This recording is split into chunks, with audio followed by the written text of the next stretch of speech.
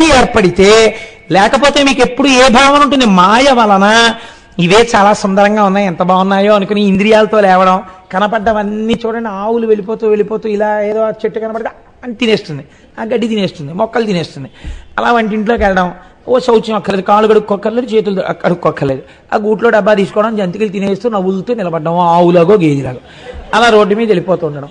ఆ మురుగుడు కాలం పక్కన ఏదో బండి ఉంటుంది, ఆ బండి దగ్గరికి వెళ్ళిపోవడం, ఏదో అని వస్తాను, అవి తినేస్తుండడం. రైల్లో వెళ్ళిపోతూ తినేస్తుండ, బస్సులో వెళ్ళిపోతూ తినేస్తుండ, ఏదో అంతరమై శరీరం నిలబడక తినేస్తే పర్వాలేదు, ఏదో ఒకటి తినేయడం, ఎందుకంటే ఏమీ తోచట్లేదు, ఏమైనా పెడదు. మీరు చూడండి, ఏం తోచకపోవడం ఏంటండి? లోకంలో ఇంత వాంగ్మయం ఉంటే నీకు అసలు తోచకపోవడం అన్న మాట ఎలా వచ్చింది? టైం సరిపోలేదని పెద్దలు ఏడుస్తున్నారా? ఏమీ తోచట్లేదని మొదలుడు, ఏమీ తోచట్లేదు ఏమైనా పెడదు అంటే, ఏమీ తోచట్లేదని ఇలా అడుగుతాడు మొగుడిని. కొంతమంది పెళ్ళాలు పాపం జంతికలు చెగోడీలు చేసి పెడతారు. ఎందుకండి ఇవి అని మీరు అడిగారు అనుకోండి, ఎందుకండి స్వీట్ స్టాల్లో అన్ని చేసి పెట్టారండి, ఆయన ఏదోటి తింటుంటారండి, తోచదు అని. నిజంగా అప్పుడు మీకు అలాంటి యజమానిని చూసినప్పుడు ఎంత జాలి కలుగుతుంది అంటే, ఏం తోచకపోవడం ఏమిటి, ఆవిడ చెయ్యడం ఏమిటి, ఈయన ఏమీ తోచనప్పుడు తింటూ ఉండడం ఏమిటి, ఎందుకు అదంతా అనిపిస్తుంది కదా మనకి. అలా జాగ్రత్త, స్వప్న, సుషుప్తి మూడే అవస్థలు, వీటిలోనే తిరుగుతూ ఉండడం. ఇవి చాలా సుందరంగా ఉంటాయి. మనకి జాగ్రత్త, లేచి ఇంద్రియాలతో అనుభవించడం, ఇంద్రియాలతో అనుభవించేసిన తర్వాత అలసట వచ్చేస్తుంది. అది చాలా పురాణం వినేసేవాళ్ళగా, పరమభక్తి ఉన్న వాళ్ళ వెళ్ళిపోయి ఫస్ట్ లైన్లోనో రెండో లైన్లోనో కూర్చుని అని నిద్రపోవడం. ఎక్కడైనా వచ్చేస్తుంది ఆ నిద్ర. కాబట్టి ఇప్పుడు ఏమైపోయింది? స్వప్న, సుషుప్తి ఇంకా ఎక్కువైపోతే పక్క వాళ్ళ మీద పడిపోతూ ఉండడం, ఆనందం. అప్పుడు మైక్లోనో లేకపోతే పక్క వాళ్ళలో చెప్తే మళ్ళీ ఒకసారి బహిర్ముఖులు అవుతూ ఉండడం, జాగ్రత్త. ఈ మూడు తప్ప మనకి ఏం తెలుసు? నాలుగోది మనకి తెలియనే తెలియదు. ఈ మూడిటితోటే సుందరం. అబ్బా ఎంత బాగుంటుందో, లేచి తిరిగితే సంతోషం, ఏమీ తోచకపోతే తింటుండడం, ఏమీ తోచకపోతే ఇంకోటి తినేస్తుండడం, వాళ్ళ ఇంటికి వెళ్ళి ఏమీ తోచకపోతే ఉట్టిగా తిరుగుతుండడం రోడ్డు మీద. ఎన్ని జీవులు చచ్చిపోతున్నాయో నువ్వు తిరుగుతుంటే. ఏ తోచకపోవడం ఏమిటి, తిరగడం ఏమిటి? నువ్వు ఓ కూర్చుని చదువుకో, కూర్చుని ధ్యానం చేసుకో, స్నానం చేసి కాసేపు కూర్చుని పురాణం చదువుకో, ఓ సహస్రం చదువుకో. ఏం తోచట్లేదండి, ఎలా పోదాం అన్నాం, ఏం తోచట్లేదండి అని. అబ్బో ఇప్పుడైతే అసలు కలిపురుషుడి యొక్క సమస్త ప్రభావ రాశి తీసుకొచ్చి రాశీభూతం చేస్తే ఒక టీవీ అనబడేది ఒకటి వచ్చేసింది, దానికి ఒక చెయ్యలు పుట్టింది, దాని పేరు సెల్లు. ఎన్ని వచ్చేసాయో చక్కగా. పూర్వం అంటే టీవీ అయితే ఇంట్లోనే ఉండి పాడు చేయగలరు, వెంట వచ్చి పాడు చేయడానికి ఒకటి ఉండాలి, సెల్లు. అది మోటార్ సైకిల్ మీద, ఓవర్ బ్రిడ్జి మీద, కారులో ఇలా తాదాత్మ్యతతో నడిపేస్తుండడం, ఎవడి మీద ఎక్కేస్తాడో తెలియదు.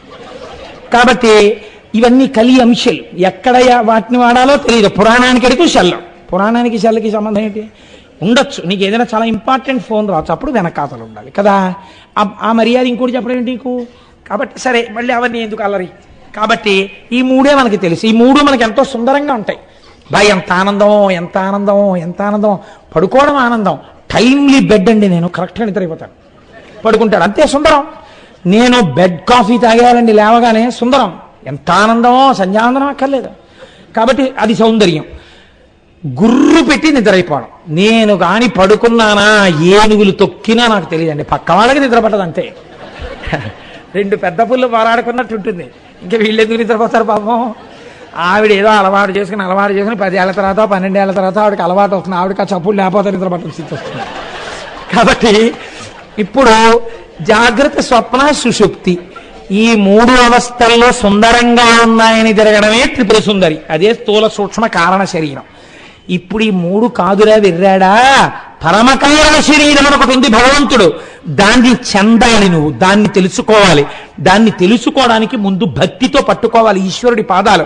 పట్టుకుంటే ఆయన బాణం వేస్తాడు, ఆ బాణం తగిలితే త్రిపురములు కూలిపోతాయి. అప్పుడు స్థూల సూక్ష్మ కారణముల మీద మమకారం లేకుండా తురీయమునందు తాను సాక్షిగా ఈ మూడింటిని చూస్తాడు. ఈ స్థితికి ఈశ్వరుడు పైకెత్తడానికి దయ ఉండాలి ఆయనకి. ఆ దయ భక్తి వలన కలుగుతుంది. కాబట్టి ఇప్పుడు త్రిపురములను ఆగ్రహంతో చంపాలా, దయతో చంపాలా? దయతో చంపాలి. కాబట్టి త్రిపురాసుర సంహారము దేని వలన జరిగినది అంటే కేవలము శంకరుని యొక్క అపారమైనటువంటి దయ వలన త్రిపురాసుర సంహారము జరిగినది. మీరు ఇది వినేటప్పుడు మీకు నేను ఒక్క విషయాన్ని విజ్ఞాపన చేస్తాను, మీరు కొంచెం జాగ్రత్తగా వినండి. మనకి శంకర భగవత్పాదులు మహానుభావుడు, జగదాచార్యులు, వారు స్పృశించినటువంటి విషయం లేదు. వారు చెప్పనటువంటి విషయం లేదు.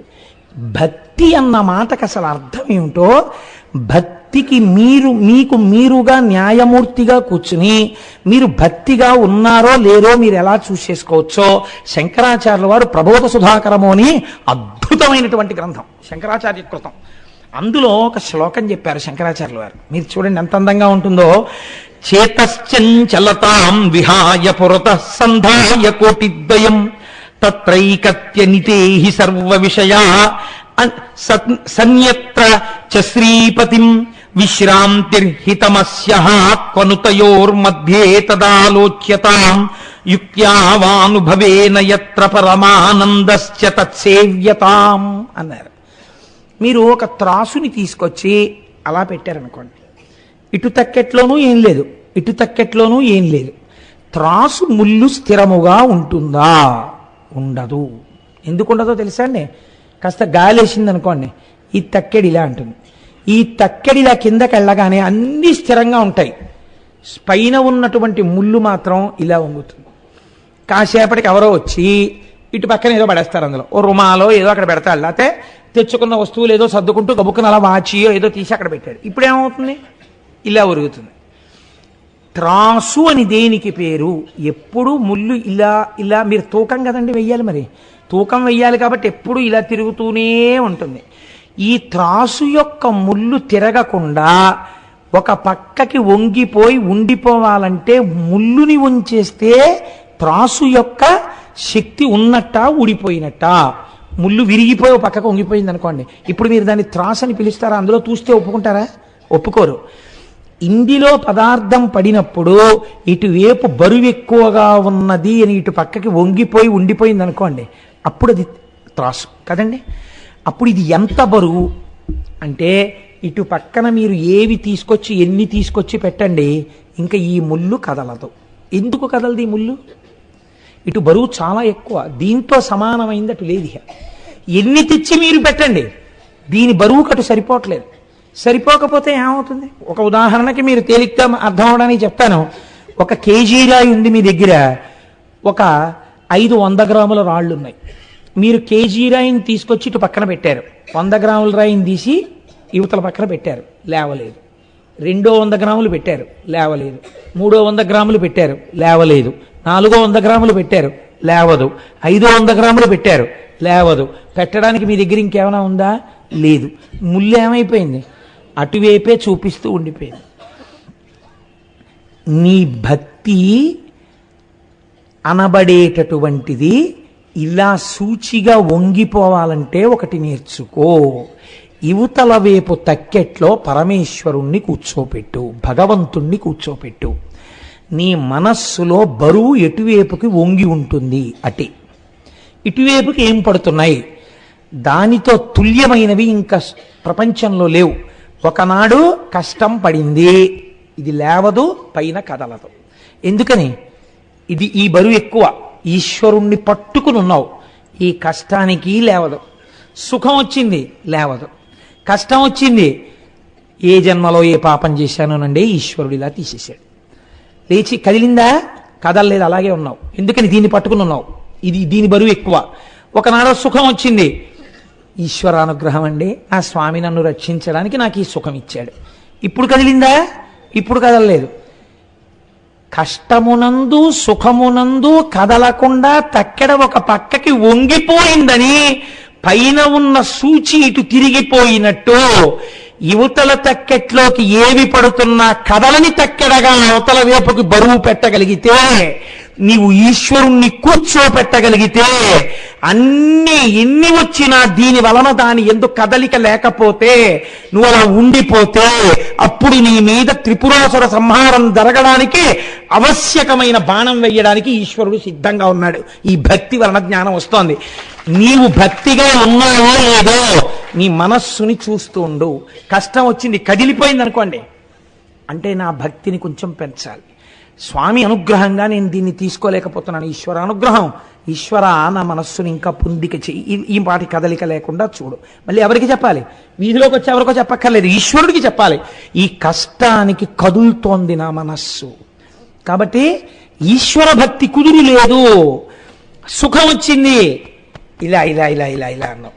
ఊరంతా ఇది నాది నాది అంటున్నావు అనకు. ఈశ్వరానుగ్రహం అంటే ఒక చిరునవ్వునవ్వు.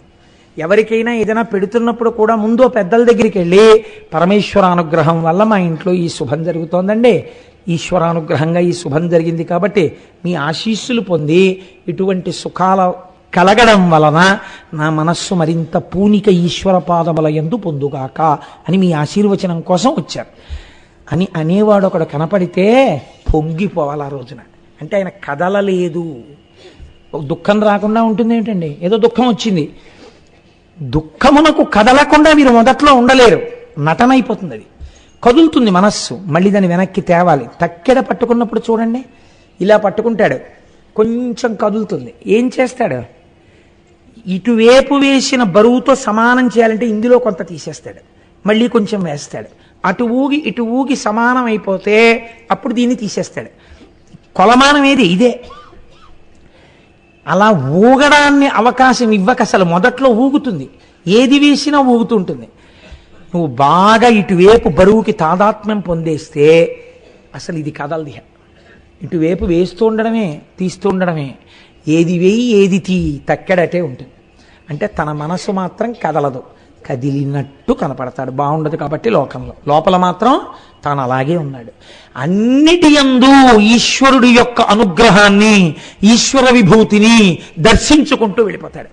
అందుకే అలా దర్శించగలిగిన సమర్థత కలిగిన ధర్మము కాబట్టే సనాతన ధర్మం ఒక్కటే మృత్యువు రావద్దని అడగలేదు, మృత్యు దేవత అంది. మీరు చూడండి, ఈ శరీరము జర్జరీభూతం అయిపోతుంది, వృద్ధాప్యం వచ్చేస్తుంది, ముడతలు పడిపోతుంది, ఏమి వినపడవు, ఏమి కనపడవు. ఇంకా శరీరంలో ఆ గూటి యందు ఉండాలని కోరకూడదు.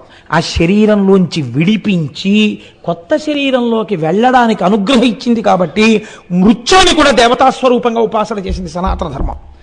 అకాల మృత్యు వద్దంది తప్ప పండిపోయిన పండు నేలరాలకూడదని మీరు అరక్కూడదు.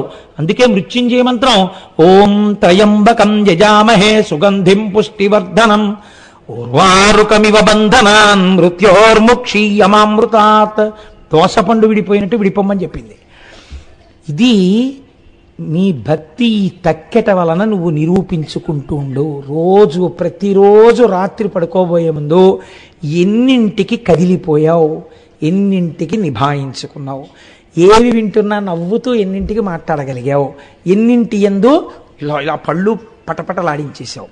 ఒకసారి ఆలోచించి 11 మాటలు నీ ఇష్టదైవతానామం చెప్తూ, నిద్రపోయే సమయం కాబట్టి శివనామం చెప్తూ, ఆయన స్వల్పకాలిక లయం చెయ్యగలిగిన వాడు కాబట్టి, ఈశ్వర రేపటి రోజున నేను అలా వేళ్ళు విరవకుండా, నేను రేపటి రోజున అలా కోప్పడకుండా నేను నిభాయించుకునే శక్తి నాకు కృప చెయ్యి అని నమస్కారం చేసి పడుకోవాలి. ఇది సాధన. అలా చెయ్యగా చెయ్యగా చెయ్యగా ఈ తక్కెడ లేవదు, అప్పుడు త్రిపురాసుర సంహారం అవుతుంది అని మనకి శాస్త్రం మనం ఎక్కవలసినటువంటి మెట్లని శంకర భగవత్పాదులు చేసినటువంటి ప్రబోధ సుధాకరంతో అనుసంధానం చేసుకుని చూసినప్పుడు ఈ రాక్షస సంహారము మన యొక్క ఉన్నతిని చూపిస్తుంది. కాబట్టి ఈశ్వరుడి యొక్క లీలలలో దీనిని చాలా గొప్ప లీలగా చెప్తారు.